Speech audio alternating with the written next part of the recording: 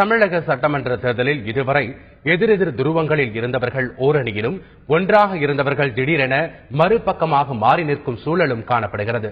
இதுகுறித்த ஒரு செய்தி தொகுப்பை தற்போது பார்க்கலாம். தமிழக அரசியல் களம் சூடு பிடிச்சிடுச்சு அப்படின்னே சொல்லலாம். ஆமா, எந்த பக்கம் போவார் அப்படின்னு தேமுதிக தலைவர் விஜயகாந்தோட அடுத்த கட்ட நடவடிக்கை குறித்து அரசியல் கட்சி தலைவர்கள் ஆருடம் கணிச்சிட்டு வந்த நிலையில மக்கள் நல கூட்டணியில தன்னை இணைச்சுக்கிட்டு இருக்காரு விஜயகாந்த். இந்த சட்டமன்ற தேர்தல் முரண்பாடுகளின் கூட்டுத்தொகையா மாறி இருக்கு அப்படின்னு சொல்லலாம். கடந்த 5 ஆண்டுகளாக அதிமுக உறுப்பினர்களை விடவும் அக்கட்சி தலைமைக்கு ஆதரவாக பேசி வந்தவர் சமத்துவ மக்கள் கட்சி தலைவர் சரத்குமார். ஆனா கடந்த மாதம் திடீரென அதிமுக தலைமை தம்மை கறிவேப்பிலையாக தூக்கி எறிஞ்சிட்டாங்க அப்படின்னு சொன்னதோடு மட்டுமில்லாம அதிமுக அதிக இடங்கள் கொடுத்தாலும் அந்த கட்சியோட கூட்டணி இல்ல அப்படின்னு சொன்னாரு.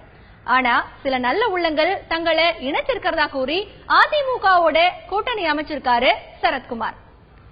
கூடா நட்பு கேடாய் முடியும் அப்படின்னு காங்கிரஸ் கூட்டணியை விமர்சிச்சாரு திமுக தலைவர் கருணாநிதி. நாடாளுமன்ற தேர்தல் முடிவுகள் இப்படி சொல்ல வச்சது அவரை. ஆனா சட்டமன்ற தேர்தல்ல திமுகவோட முதல்ல கூட்டணி வச்சது காங்கிரஸ் தான்.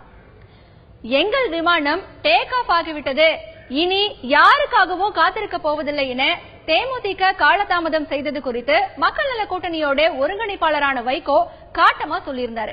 ஆனா இன்னைக்கு அதே வைகோ தங்கள் கூட்டணி இனி கேப்டன் விஜயகாந்த் கூட்டணி அப்படின்னு அழைக்கப்படும்னு பெருமிதம் பொங்க சொல்லியிருக்காரு.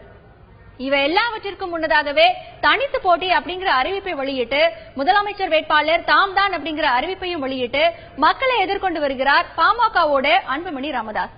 இதே போல 234 தொகுதிக்கும் வேட்பாளர்களை அறிவிச்சதோடு கடலூர் தொகுதியில களத்திலும் இறங்குறாரு நாம் தமிழர் கட்சியின் சீமான். தேசிய அளவில் ஆட்சி கட்டிலில் இருந்தாலும் தமிழ்நாட்டை பொறுத்தவரை தொட்டில் குழந்தையாகவே இருக்கு பாரதிய ஜனதா கட்சி.